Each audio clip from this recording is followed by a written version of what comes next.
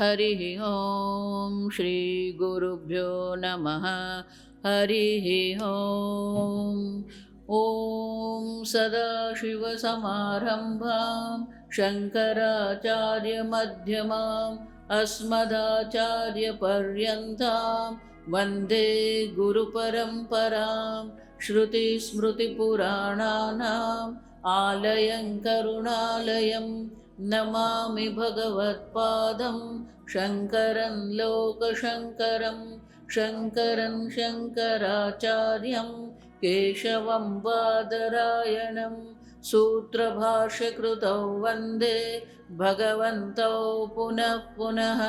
ईश्वरो गुरुरात्मेति मूर्तिभेदविभागिने व्योमवद्व्याप्तदेहाय दक्षिणामूर्तये नमः।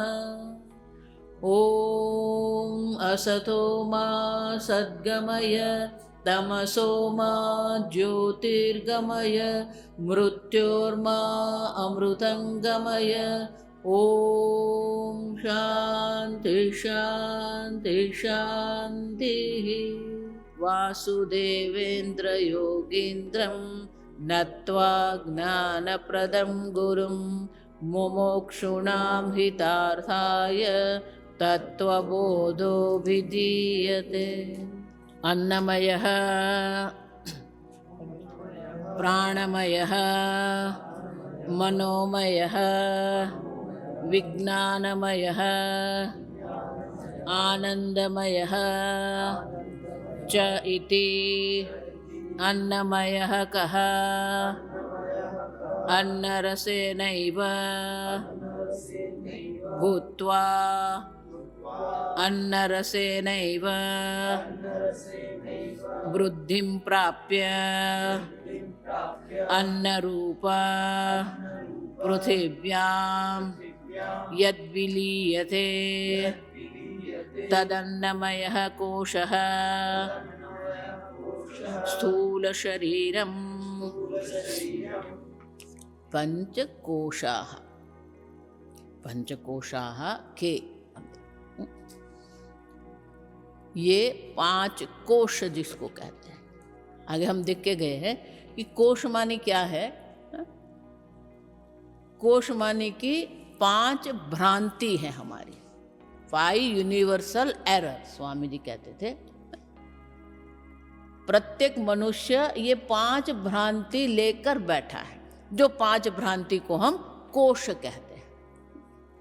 पहली भ्रांति क्या है? मैं देह हूँ। दूसरी भ्रांति है मैं प्राण हूँ, मैं मन हूँ, मैं बुद्धि हूँ, मैं अज्ञानी हूँ। आप देखिए, लेकिन अज्ञानी जो है तो अज्ञानमय कोश नहीं कहा। आप देखिए क्या कहा? आनंदमय कोश। अन्नमय कोशः, प्राणमय कोशः, मनोमय कोशः, विज्ञानमय कोशः, आनंदमय। तो बोले वो तो अज्ञान है, हम देख के गए कारण शरीर में अनिर्वाच्य अविद्या रूप। तो बोले उसको आनंदमय क्यों कहते हैं? तो बोले अज्ञान में भी आनंद है। आप देखिए, नहीं जानते हैं ना तो सब आनंद में रहते हैं। आत्मा क्या है, परमात्मा क्या है, संसार क्या, नहीं जानते हैं। अब देखिए सामान्य जन जो है ना, कई लोग युवान जब पहली बार वेदांत में आते हैं तो उनको ऐसा लगता है कि स्वामी जी ये क्या दुख दुख करते रहो, हम तो आनंद से रहते हैं, खाते पीते, पानी पूरी खाया, पाव भाजी खाया, पिक्चर देख लिया। अब हमें तो कोई दुख दिखता ही नहीं है। अब देखिए, अब समझो, उसको कोई दुख नहीं दिख रहा है। हमारे प्रवचन में एक भाई आते थे, पूरा परिवार आता, फिर वो भाई ने आकर आना बंद कर दिया। उसको पत्नी को बोलते तू जा, मुझे आना नहीं है। पर एक दिन उनके ये भिक्षा के लिए गए, मैंने पूछ लिया कि आप क्यों नहीं आते? बोले स्वामी जी आप ये दुख ये शोक निवृत्ति करते हो, हमें तो कोई शोक है ही नहीं, हम तो आनंद से रहते हैं। अब देख, इसीलिए ये अज्ञानमय कोश के स्थान पर क्या कहा? आनंदमय कोश। अब देखिए, अज्ञानी है जानते, देखो इसलिए स्वामी जी कहते थे वेदांत में पहले हमें अज्ञान समस्या है, वो ज्ञान प्राप्त करना है। आप समझ रहे हैं? पहले अज्ञान का ज्ञान है, फिर ब्रह्म का ज्ञान है। जानते ही नहीं हम अज्ञानी हैं। अब समझो, कुछ उसके लेना देना ही नहीं है। उससे भी आप देखिए अधिक कि जो पढ़े लिखे भी नहीं है ना, जिसको ये सामान्य जगत का ज्ञान नहीं है, वो भी आराम से रहता है। ये डॉक्टर लोग जो होते हैं ना, आप समझिए, हमारा एक शिष्य है, वो ऑर्थोपेडिक सर्जन है, ये हड्डी का डॉक्टर है। उनकी 2 बेटियां, कभी भी उनकी बेटियों को साइकिल नहीं चलाने दिया। क्यों? अब उनके हॉस्पिटल में हर दिन कोई ना कोई एक्सीडेंट लेके आता था, तो उसको ऐसा ही लगता था कि ये मेरी बेटी साइकिल चलाने जाएगी, कोई उसको मार देगा, गिर जाएगी, हड्डी टूट जाएगी। अब देखिए, वो कभी नहीं दिया। अब सब तो ज्ञान दुख का कारण बन गया। उससे जो जानते ही नहीं है वो आराम से रहते हैं, आनंदमय है। अब देखिए, हमारे भाई है, वो आंख के डॉक्टर है। अब दिवाली के दिन क्या होता है, कोई ना कोई आंख का कुछ ना कुछ लग जाता है। अपने बेटे को कभी भी ये फटाके कहते हैं, अब कभी फोड़ने नहीं दिया। क्यों? आंख में लग जाएगा। अब कितने लोग फोड़ रहे हैं, उसमें से 1 या 2 आपके यहाँ आते हैं, लेकिन उसके मन में क्या है? डर है। अब लेकिन जो ये कुछ जानता ही नहीं है, वो क्या करता है? आराम से पटाखे भी फोड़ेगा, गाड़ी भी चलाएगा, कुछ भी करेगा। अब देखिए, सामान्य जन में भी अगर हम देखते हैं तो वो अज्ञान में आनंद में रहते हैं। आप समझना, इसीलिए ये अज्ञान को आनंदमय कहा है, क्योंकि अज्ञान का भी अज्ञान नहीं है हमें। इसीलिए भगवान गीता में क्या कहते हैं? अज्ञानेन आवृतम ज्ञानम तेन मुह्यन्ति जन्तवः। पहले तो हमें वो ज्ञान प्राप्त करना है कि हमारी समस्या अज्ञान है। आप देखिए, जानते ही नहीं, अज्ञान ही नहीं जानते तो निवृत्ति कहाँ से होगी? और इसीलिए ये अज्ञानमय कोश के स्थान पर यहाँ क्या कहते हैं? आनंदमय। अज्ञान में भी एक आनंद होता है, आप समझना। नहीं जानते हैं तब सब ठीक है। और इसीलिए ये 5 प्रकार की भ्रांति, इसलिए आनंदमय कोश जिसको कहते हैं, वहाँ में जैसे अन्नमय में कहते हैं कि मैं देह हूँ, प्राणमय में कहते हैं मैं प्राण हूँ। आप समझो, आनंदमय में ऐसा नहीं कहते मैं आनंद हूँ। आप समझ रहे हैं? प्राणमय कोश में क्या कहते हैं? मैं प्राण हूँ। तो आनंदमय में क्या कहेगा? मैं आनंद हूँ, मैं अज्ञानी हूँ। आप समझ रहे हैं? मैं अज्ञानी हूँ। आप देखिए, तो ये 5 भ्रांति है। मैं अज्ञानी, मैं बुद्धि हूँ, मैं मन हूँ, मैं प्राण हूँ, मैं देह हूँ, और इसको कहते हैं कोश। तो बोले कोश क्यों कह रहे हैं आप? कोशवत आच्छादकत्वाद कोश। कोश, जैसे ये तलवार होती है ना, तलवार को म्यान में रखते हैं। तो अगर मुझे तलवार ढूंढना है तो मैं क्या करूंगी? म्यान देखूंगी, है ना? तो म्यान से पता चले जाएगा यहां तलवार है। लेकिन वो म्यान करती क्या है? वो तलवार को ढक देती है ना? उसी प्रकार से आच्छादकत्वात्, आच्छादन करने के कारण ही हम उसे क्या कहते हैं? कोश कहते हैं। अब एक बात समझनी, शास्त्र में अन्नमय ऐसा जो है, तो भ्रांति बताते समय क्या कहा? अन्नम ब्रह्मेति व्यजानात्। अब देखो, अन्नमय नहीं कहा है, बाद में कहा मनोमय। आप समझो, तो अन्नमय। आप देखिए, मय माने क्या है? मयट। तो मय का अर्थ होता है, 2 है अर्थ शास्त्र में, मयट, प्राचुर्य। प्राचुर्य माने क्या है? उनकी अधिकता है। हिंदी में भी हम प्राचुर्य कहते हैं। अब देखो, तो उनका अधिकपन जो होता है, अधिकता होती है। आच्छादन, वहां आच्छादन का भी अर्थ है। मय का अर्थ दो होते, एक आच्छादन होता है, एक प्राचुर्य होता है। अब देखो अन्नमय, तो अन्न का प्राचुर्य वहां पर है। तो अन्नमय कोश जिसको हम कहते हैं, तो अन्नमय कोश जो है, तो शंकराचार्य जी अन्नमय कोश की व्याख्या करते हैं। आप जब देखो, मैं हमेशा बार बार आपको बोलती रहती, शंकराचार्य जी के एक भी शब्द छोड़ना मत। कुछ भी छूट गया ना तो अर्थ का अनर्थ हो जाएगा। अब शंकराचार्य जी भले अन्नमय कोश है, लेकिन व्याख्या करते हुए क्या कहते हैं? अन्नेन नहीं कहा, क्या कहा? अन्न रसेन। तो बोले अन्न रस क्यों कहा? अन्न ही कहो। क्योंकि जो हम अन्न ग्रहण करते हैं, वो जो अन्न ग्रहण किया है, वो सीधा सीधा ये अन्नमय नहीं बनता है। अब देखिए, ये शरीर स्थूल शरीर नहीं बनता है ना, उनका रस है, माने कि उसका पाचन होता है, पाचन से जो रस बनता है उसी से हमारे शरीर बनता है। आप सब माता जो अन्न ग्रहण करती है, वो अन्न जब रस बन जाता है, वो रस से गर्भ में जो शिशु है, वो शिशु का पालन होता है। और इसीलिए कहते हैं अन्न रसेन एव, जिसकी उत्पत्ति कहाँ से हुई है? अन्न रस से हुई, अन्न से नहीं, लेकिन अन्न रस से। गेहूं जो हम ले रहे हैं, सीधा सीधा गेहूं ये शरीर नहीं बन जाएगा। अब देखिए, अन्न रसेन एव भूत्वा, बनकर। अब देखिए, अन्न रस से बनकर, अन्न रसेन एव वृद्धिम प्राप्य, अन्न रस से ही उनकी वृद्धि होती रहती है। अन्न रसेन प्राप्य अन्न रूप पृथिव्याम यद विलीयते, जो अन्न रूप पृथ्वी है उसमें जो विलीन हो जाता है ना। देखो, ये तैत्तिरीय उपनिषद के जो उत्पत्ति है ना, वो याद रखना है। पृथिव्याम औषधयः, औषधिभ्यः अन्नम, अन्नात् पुरुषः, पुरुष मानी वहां ये स्थूल शरीर। तो पृथ्वी से ही औषधि उत्पन्न होती है, औषधि से ही अन्न बनता है।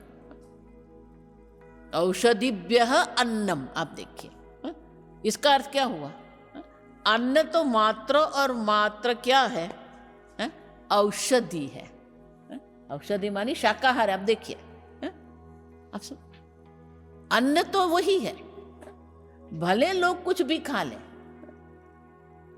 ऐसे भी देश है जहां लोग कुछ भी उड़ता है, कुछ भी सरकता है, वो भी खा लेते हैं। आप सब तैरता है, खुद भी खा लेते हैं।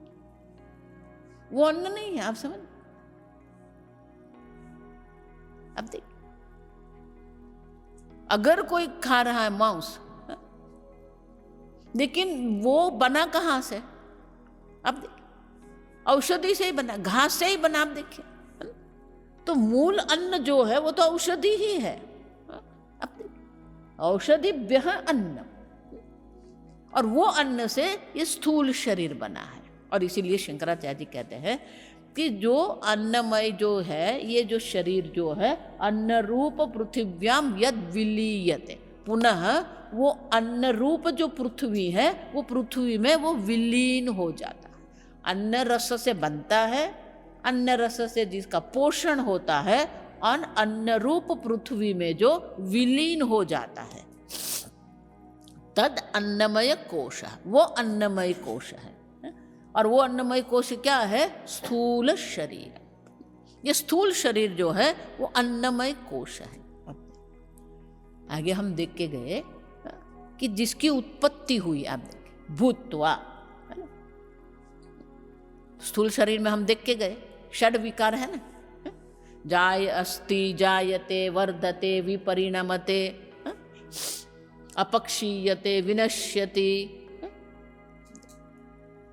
तो जहां षड विकार है वो आत्मा नहीं है। आप देखिए, तो ये व्याख्या करके शंकराचार्य जी ने स्पष्ट कर दिया कि ये तो अन्न से उत्पन्न हुआ है, अन्न से उनकी वृद्धि होती है, अन्न में ही वो विलीन हो जाता है। तो माने कि ये शरीर तो षड विकारी है।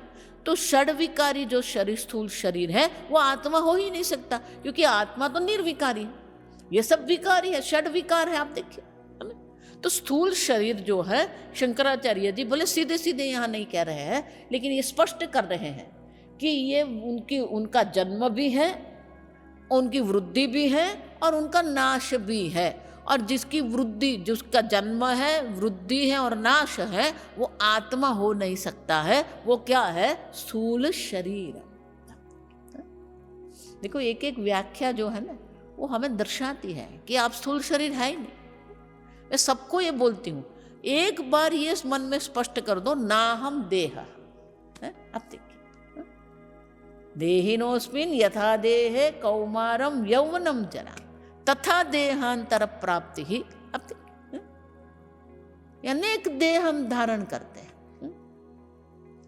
अब उतना ही नहीं, ये वेदांत मात्र कहता है ऐसा नहीं, कर्मकांड भी मानता है कि ये स्थूल शरीर आत्मा नहीं है। आप समझना क्यों?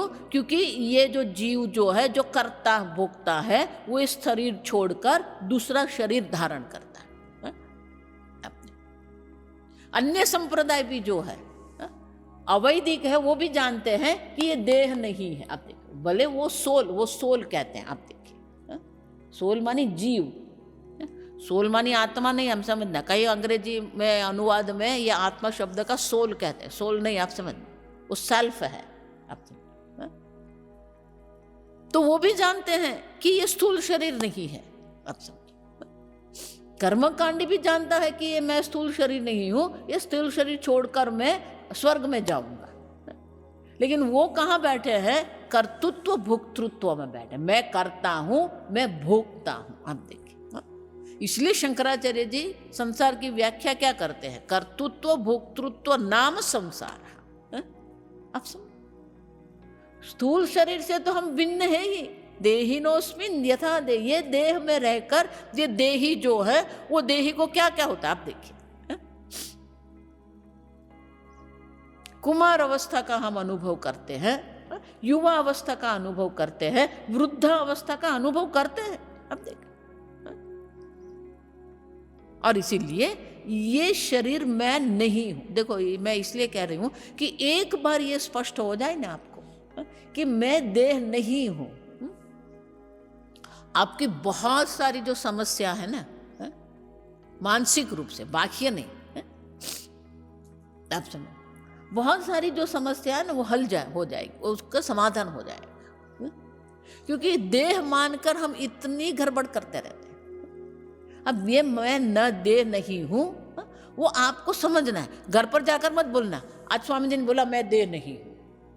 ये किसको कहने के लिए नहीं है, आप समझना, आपकी स्पष्टता के लिए है कि मैं स्थूल शरीर नहीं हूं। क्यों? क्योंकि उनकी तो वृद्धि है, उनका तो जन्म है और मेरा जन्म है ही नहीं। आप देखिए, और इसीलिए ये अन्नमय कोश जो है अन्न रस से बनता है, अन्न रस से उनकी वृद्धि होती है। और जो अन्न रस कहते हैं, षड रस कहते हैं ना, अब देखिए, तो सर्व रस जो है अन्न के जो रस से, उसी से ये उत्पन्न हुआ, उसी से वृद्धि होती है। लेकिन ये भी याद रखना है, अन्न जब हम कहते हैं ना, तो अन्न भी अनेक प्रकार के होंगे। अब समझो, हमारे लिए जो अन्न है वो दूसरे के लिए अन्न नहीं होता है। देखो, आजकल जो ये लोग, बहुत सारे लोग ये ऐसे ऐसे वाक्य लोग बता देते हैं, फिर कार्ड बनाते हैं और फिर सबको भेजते हैं। तो बोलते हैं कि पक्षी को खिलाओ ये हो जाएगा, गाय को खिलाओ ये हो जाएगा, कुत्ते को खिलाओ ये होगा। अब तो आजकल बहुत सारे लोग जो है वो क्या करते हैं कि जो नमकीन होता है ना, वो कौवे को खिलाते हैं।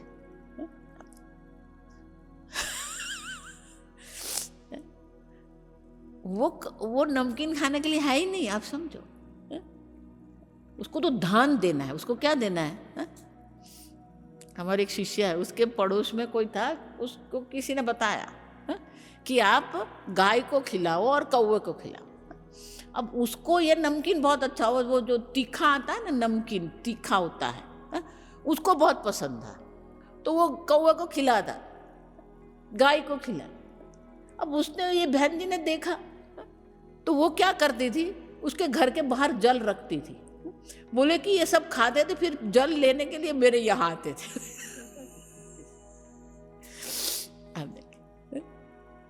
ये हमारा अन्न, नमकीन हमारा अन्न है, आप सब, उनका अन्न नहीं है। आप सब अन्न अलग अलग होते हैं, हमारा अन्न अलग है, वृक्ष का अन्न अलग है, कुत्ते का अन्न अलग है, लेकिन सबके अन्न से ही क्या होता है, ये शरीर बनता है, स्थूल शरीर।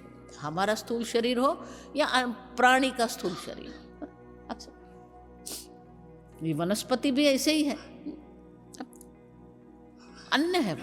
इसीलिए शंकराचार्य क्या है, अन्न रूप पृथ्व्याम, आप देखो, ये अन्न रूप पृथ्वी में ही ये शरीर विलीन हो जाता है। इसलिए स्वामी जी बहुत सुंदर कहते हैं कि जिसको हम शरीर शरीर कहते हैं ना, वो पहले कुछ धान था, अब ये शरीर बन गया, फिर वो कहाँ जाएगा, वापस वो अन्न बनेगा। आप देखिए, यही शरीर पृथ्वी में जाएगा, उसी से वापस अन्न बनेगा, उसी से वापस ये शरीर बनेगा। अब देखिए, और इसीलिए ये पुनः पुनः चक्र चलता रहता है। और हमको क्या देखना है कि मैं स्थूल शरीर नहीं, क्योंकि वो विकारी है। अब देखो, मयट विकार है, मयट प्राचुर्य। आप देखिए, दो अर्थ है, मयट विकारे, मयट प्राचुर्य। ये मयट के दो अर्थ है, एक विकार के अर्थ में है और दूसरा प्राचुर्य के। तो यहाँ पर क्या है, मयट विकारे लेना है, ये अन्न के विकार से, अन्न रस मानी के अन्न के विकार से ये शरीर बना है। अब उसके ऊपर तो बहुत सारा ये ब्रह्म सूत्र में चर्चा है। आप देखिए, ये मयट जो है,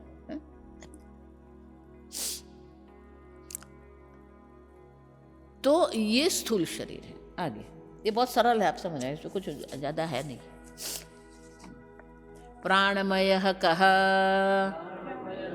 प्राणाद्याः पंचवायवः, वागीन्द्रिय वागादीन्द्रिय पंचकम, प्राणमयः कोशः। प्राणमय कोश क्या है, प्राणाद्याः पंचवायवः, प्राणादि पंचवायु और वागादि इंद्रिय। हम देख के गए, वागादि इंद्रिय मानी 5 कर्मेंद्रिय, वाणी है, हस्त है, पाद है, उपस्थ है, और प्रजनेन्द्रिय। ये 5 इंद्रिय, 5 प्राण और 5 कर्मेंद्रिय से ये प्राणमय कोश बना हुआ। और पंच प्राण क्या है, प्राण अपान, अनेक बार देखे गए, प्राण अपान समान उदान और व्यान।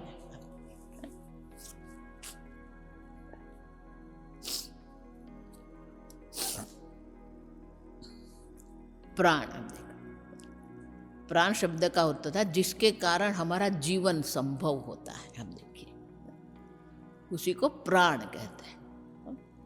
ये प्राण से ही हमारा जीवन संभव है। प्राण सही में देखिए ना, तो वो अण है, अण। हम देखिए, भगवान गीता में ये कहते हैं,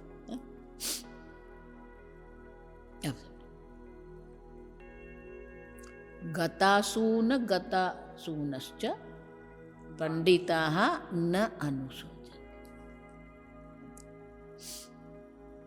असून, ये प्राण को दूसरा शब्द है असून। तो ये जो प्राण है, प्रकर्षेण अन्य अन्य अन्य मानी कि प्रकर्षेण जो हमारे जीवन को चलाते हैं। आप देखिए, प्राणी अपान, अधो गच्छति इति अपान, ये प्रश्न उपनिषद में सब है व्याख्या। जो नीचे की ओर जाने वाला है, नीचे की ओर जाके वो क्या करता है, मल मूत्र की निवृत्ति करने वाला जो वो अपान वायु है, शरीर से अशुद्धि की निवृत्ति करता है, अपान। व्यान, व्याप्नोति इति व्यान, जो संपूर्ण शरीर में व्याप्त है, जो हमारा रक्त संचारण होता है, केशवाहिनी और हमारा चेता तंत्र संपूर्ण शरीर में क्या है, व्याप्त है। ये जो त्वचा है ना, त्वचा के नीचे ये पूरा एक नेटवर्क है, रक्तवाहिनी भी है और चेता तंत्र के चेता तंतु भी है, वो संपूर्ण शरीर में व्याप्त है और इसीलिए को क्या कहते हैं, व्यान। फिर समान, समम करोति इति समान। आप कुछ भी खाए, आप पूड़ी भी खाएंगे, हलवा भी खाएंगे, सबको क्या कर देंगे, एक समान कर देंगे। आप जिसको कहते हो ना ये दाल बाटी, कल कोई मुझे कह रहा था माता जी दाल बाटी खा रहे, आनंद आ गया।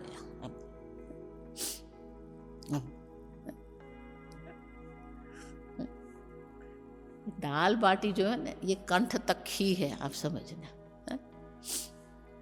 हमारा पाचन तंत्र दाल बाटी नहीं देखता है, हमारा पाचन तंत्र घी नहीं देखता है, वो देखता है प्रोटीन कितना है, कार्बोहाइड्रेट कितना है, फैट कितना है, मसाला कितना है, आप समझना। और वो सबको क्या करता है, समम करोति इति समान। और उदान, पांचवा क्या है, उदान। उदनयति इति उदान। ये उदान वायु जो है अभी शांति से बैठा है, ये कंठ में है अभी, लेकिन वो एक काम करता रहता है, उसका एक ही काम है अभी, उसको कहते हैं काउंट डाउन। ये हमारा शरीर जो है ना, उसका आयुष्य जो है वो वर्ष से निश्चित नहीं होता है, सांस से। देखो इसलिए कहते हैं ना कितना सांस बाकी है, बोलते हैं ना, प्रत्येक भाषा में ये है। तो ये उदान वायु जो है ना वो काउंटिंग करता है, उसको प्रोग्राम कर दिया है कि ये जीव के लिए इतना उनका सांस है। अब वो बैठे बैठे क्या कर रहा है, वो काउंटिंग कर रहा है। एक सांस लिया और निकाल दिया, एक सांस लिया निकाल दिया, दो। अब देखिए, तो ये उदान वायु जो है कभी कभी प्रवृत्त हो जाता है, जैसे कि वमन क्रिया होती है, उल्टी कहते हैं ना, ये जो स्नीजिंग होता है तब उदान वायु एक्टिव होता है। लेकिन उसका काम क्या है, उसका काम रॉकेट जैसा है। ये उपग्रह जो होता है ना छोटा होता है, उपग्रह छोटा होता है, कहीं उपग्रह तो ऐसे भी है कि वो 1 किलो का भी होता है, 150 किलो का भी उपग्रह होता है। लेकिन उतने 150 किलो के उपग्रह के लिए इतना बड़ा क्या होता है, रॉकेट होता है। तो बोले इतने बड़े रॉकेट की क्या आवश्यकता है, तो पृथ्वी के गुरुत्वाकर्षण से मुक्त करने के लिए ये रॉकेट होते हैं। उसी प्रकार से जीव ये शरीर में रहता है तो ये शरीर से उनकी आसक्ति बन जाती है, और वो आसक्ति को छुड़ाने के लिए ये उदान वायु काम करता है, रॉकेट जैसा। इसलिए क्या कहते हैं, ऊर्ध्वम नयति इति उदान। जो जीव को ये शरीर से क्या करता है, बाहर फेंकता है। अब देखिए, अब सब उदान वायु मृत्यु के समय एक्टिव होता है और जीव को क्या करता है, शरीर से बाहर निकालता है, उसे उदान वायु कहते हैं। तो ये पंच वायु है और पंच ज्ञानेन्द्रिय।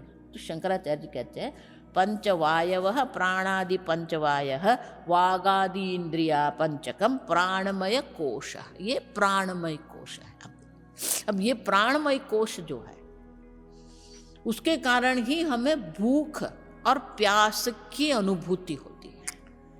अब समझ, ये भूख और प्यास जो है वो प्राणमय है। इसका अर्थ क्या, ये जो क्षुधा और तृषा जिसको हम कहते हैं, वो किसके कारण है, ये प्राण के कारण होता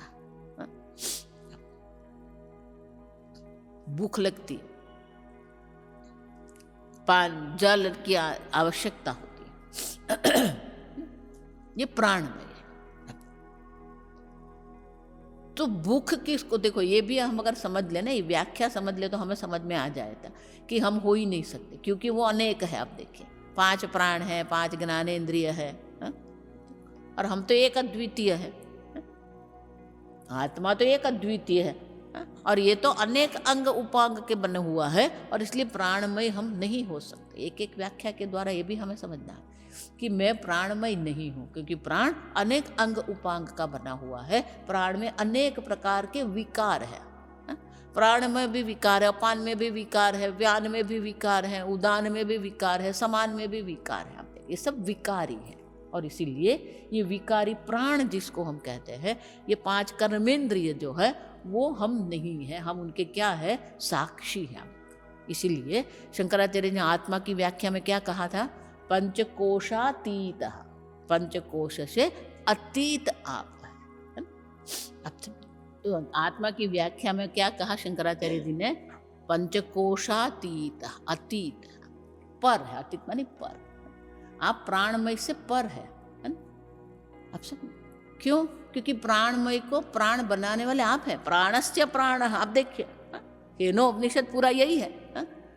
मनसो मनोयत प्राणस्य प्राण वाचो वाचः, आप देखिए आप तो वाणी के भी वाणी हैं, आप तो प्राण के भी प्राण हैं।